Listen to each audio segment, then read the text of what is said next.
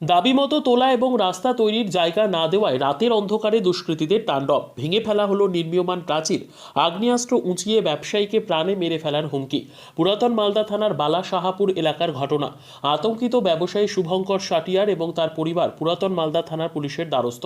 ব্যবসায়ী শুভঙ্কর সাটিয়ার এবং তার পরিবারের অভিযোগ, পুরাতন মালদা থানার বালা শাহাপুর এলাকায় তাদের রায়তির সম্পত্তি রয়েছে প্রায় 1 বিঘা। এই জায়গার উপর তিনি একটি কিন্ডারগার্টেন স্কুল তৈরি করবেন, কিন্তু এলাকার কিছু মাতব্বর এবং সমাজ বিরোধীরা তার কাছে মোটা অঙ্কের তোলা এবং এই জায়গার সামনে কিছু দোকান থাকায় রাস্তার দাবি করে তার রায়তি সম্পত্তি থেকে। তোলা এবং রাস্তা তৈরির জায়গা না দেওয়ায় গতকাল তাকে আগ্নেয়াস্ত্র উঁচিয়ে প্রাণে মারার চেষ্টা করে দুষ্কৃতীরা বলে অভিযোগ।